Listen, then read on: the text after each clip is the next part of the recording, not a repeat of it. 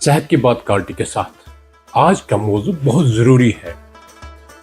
Urinary tract infections किसको नहीं होते हैं? पेशाब का तकलीफ कौन नहीं बोलता कि मुझे पेशाब में इन्फेक्शन है, चाहे मेल हो फीमेल हो, छोटा हो बड़ा हो, मर्द हो, कोई भी। लेकिन हमारे पास अक्सर पेशेंट्स आते हैं जो बोलते हैं कि मुझे पेशाब से पस चलता है। बात यह है क्या हमने उनको ट्रीट करना है? हाँ, कुछ कंडीशंस है। पायूरिया अगर 5 से 6 पोस्ट मेनोपॉजल पस चल तो वो नॉर्मल होता है पोस्ट मेनोपॉजल लेडीज में। यहाँ जो मैरिड वुमेन है अप टू 8 पस चल अगर उनको सिम्टम्स नहीं है नॉर्मल है।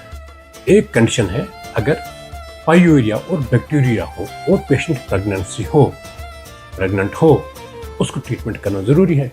अगर पेशेंट का प्रोस्टेट बढ़ा हुआ है और यूरिन का टेस्ट दिखा उसमें उनको भी ट्रीटमेंट करना ज़रूरी है।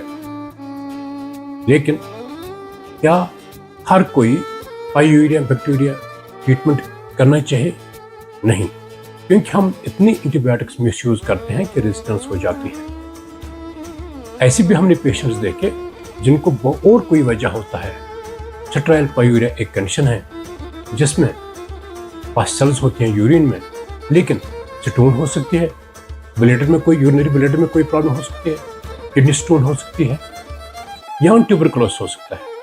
कभी कभी मैलिग्नेंसी भी हो सकती है यूरोजेनेटिक ट्रैक्ट में, तो पास्चल्स हो सकती हैं। इनको एवेलुएट करना ज़रूरी है। इनको सुपर स्पेशलिस्ट की ज़रूरत पड़ती है, कंसल्टेशन लेनी है या इनको यूरोलॉजिस्ट कंसल्ट करना है।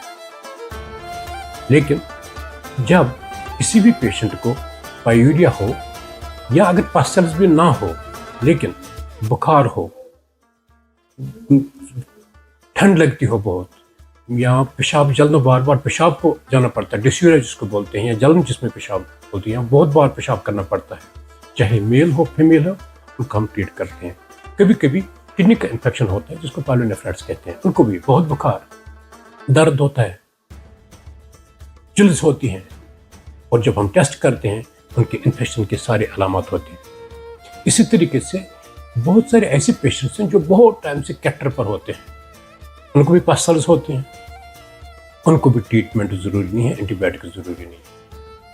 क्योंकि हमने देखी कि बहुत सारी औरतें मुझे पेशाब में पता चला कितने कल्चर्स किए हैं, कितने एंटीबायोटिक्स किए हैं। इससे क्या होता है कि बहुत सारे ड्रग्स की रेजिस्टेंस।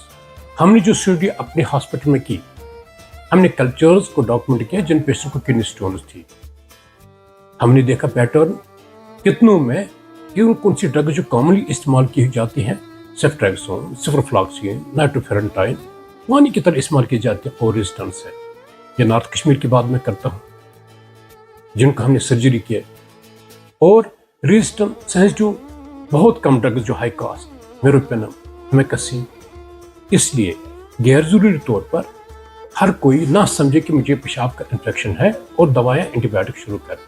जब ज़रूरी हो वो डॉक्टर को ही पता होता है किस वक्त ज़रूरी करनी है। यूरोलॉजिस्ट कंसल्ट करना बहुत ज़रूरी है।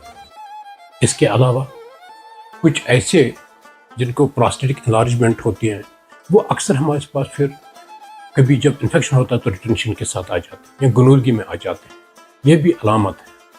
लेकिन misuse of antibiotic and antibiotic resistance एक बहुत बड़ी परेशानी हुई है। अब यही गरीब पिसा जाता है। क्यों फजूल में जो ये 11 या 12 रुपये का सेफ्ट्रैक्सोन मिलता है उस पेशेंट को खरीदना पड़ता है कि मुझे खुश्क इंजेक्शन चाहे हॉस्पिटल से मिले या कहीं से मिले। रेजिस्टेंस बढ़ती जा रही है और हम अपने लिए नुकसान पहुंचा रहे हैं। इसलिए स्पेशलिस्ट वही तब भी यूरिनरी ट्रैक्ट इन्फेक्शंस माने जाते हैं जब वो सिम्प्टोमेटिक हो, और जो मैंने कुछ अलामत सेशंस बता दी उनमें। लेकिन यूरोलॉजिस्ट को कंसल्ट करना ज़रूरी है।